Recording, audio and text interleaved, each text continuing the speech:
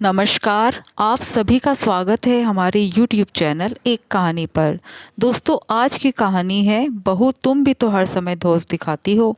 मेरे बेटे ने एक बार क्या दोस्त दिखाई, तुम तिलमिला गई। आज घर में नई वॉशिंग मशीन आई थी, जिसे देखकर घर के बाकी लोग तो बहुत खुश हो गए, खासकर बिंदिया जी। आखिर उनका बेटा सौरभ उनके लिए वॉशिंग मशीन खरीद कर लाया था। हाँ, ये अलग बात है कि कुछ पैसे जगदीश जी ने भी सौरभ को दिए थे। बाकी के पैसे वो अपने पास से मिलाकर वॉशिंग मशीन कैश में ही खरीद के लाया था। अभी सब उस वॉशिंग मशीन को घेर कर उसका दीदार कर ही रहे थे। ये देखकर घर की बहू निर्मला जली भुनी सी अपने कमरे में आकर बैठ गई। थोड़ी देर बाद सौरभ कमरे में आया और कपड़े बदलने के लिए अलमारी में से कपड़े निकाल ही रहा था कि निर्मला बोली, क्यों जी, कितने पैसे खर्च कर दिए आपने वॉशिंग मशीन में? ईएमआई पर नहीं करा सकते थे क्या? दे देते बापूजी पैसे, कमाते तो वो भी है। अरे मशीन की ज़रूरत उनको है, हमको नहीं। तो वो लोग उसके पैसे खुद दे, तुम क्यों दे रहे हो? निर्मला, वो मेरे माता पिता है। माँ को वॉशिंग मशीन की ज़रूरत थी, कितनी परेशान होती थी वो, इसलिए मैं मशीन खरीद कर ले आया।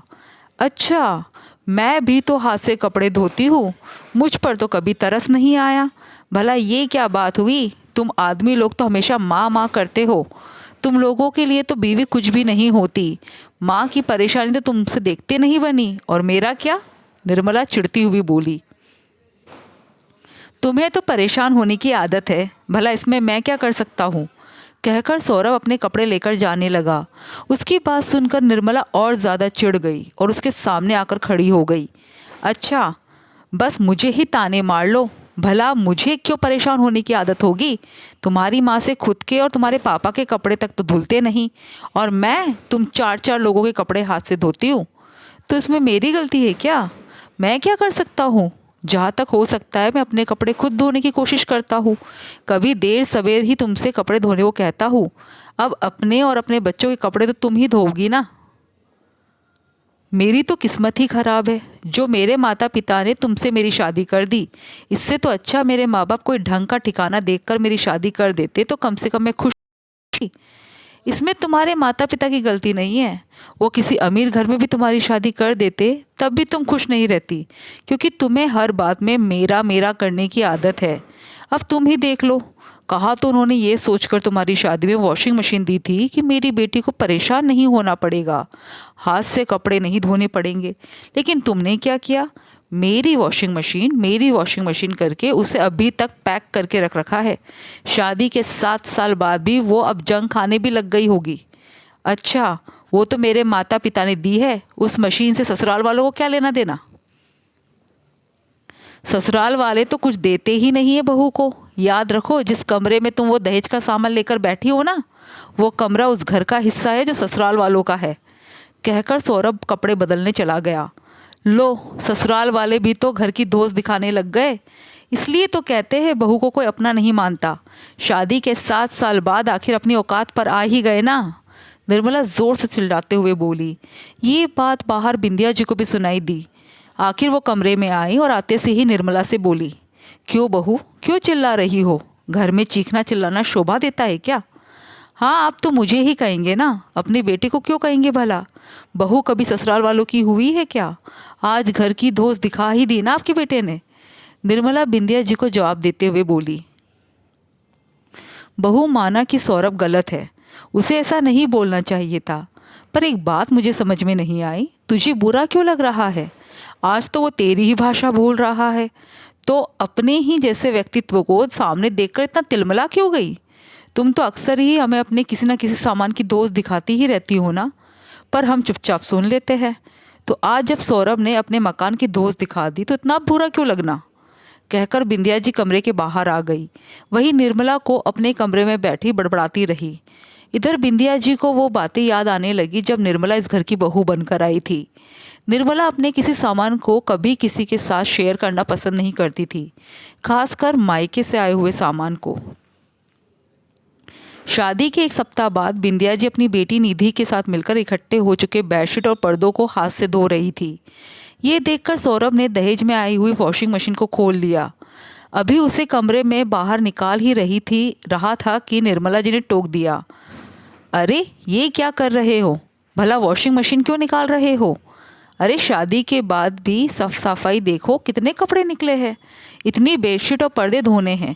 अब घर में वॉशिंग मशीन है तो हाथ से कपड़े क्यों धोना, इसलिए मशीन निकाल रहा हूँ। सौरभ ने भी जवाब दिया, नहीं नहीं, वॉशिंग मशीन मत निकालो, ये तो मेरे मम्मी पापा ने दी है। क्या शादी से पहले आपके घर में कपड़े नहीं धुलते थे?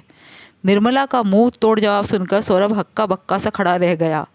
वो कुछ कहने को हुआ तो बिंदिया जी ने उसे इशारे से चुप रहने को कह दिया।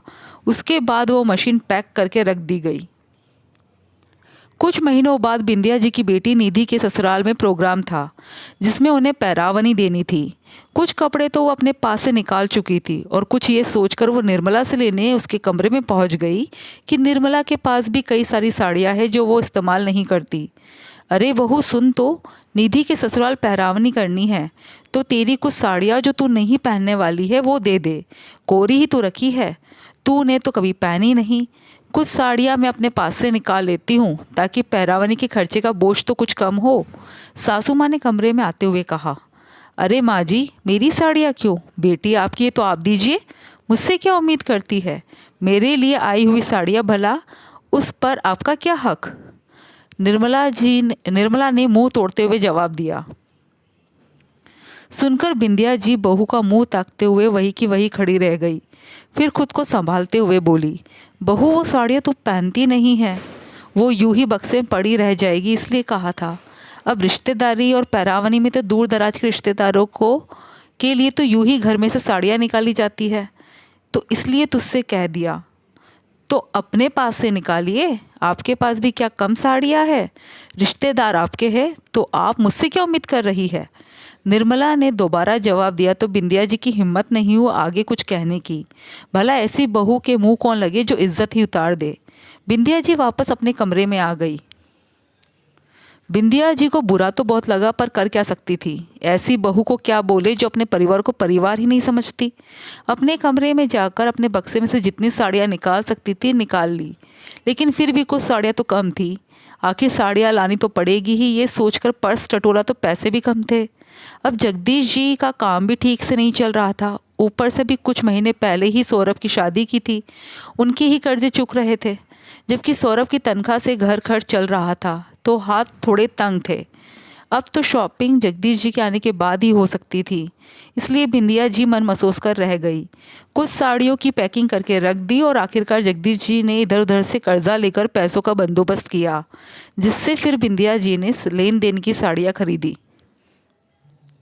7 सालों में ऐसे कई मौके आए जहाँ पर एक बहू होने के नाते निर्मला का साथ परिवार चाहता था, पर निर्मला तो अपने में ही रहती थी। खैर तभी बाहर सौरभ ने आते हुए कहा, चलो माँ, नई मशीन का शुभारंभ करते हैं। इधर अभी भी निर्मला के बड़बड़ाने की आवाज़ आ रही थी। बिंदिया जी ने सौरभ की तरफ देखा। सौरभ बिंदिया जी के कंधे पर हाथ रखते हुए बोला, अब जिसको नहीं बदल सकते उसे नहीं बदल सकते, इसलिए जो है उसी में खुश हो लेते हैं। उसकी बात सुनकर बिंदिया जी मुस्कुरा दी।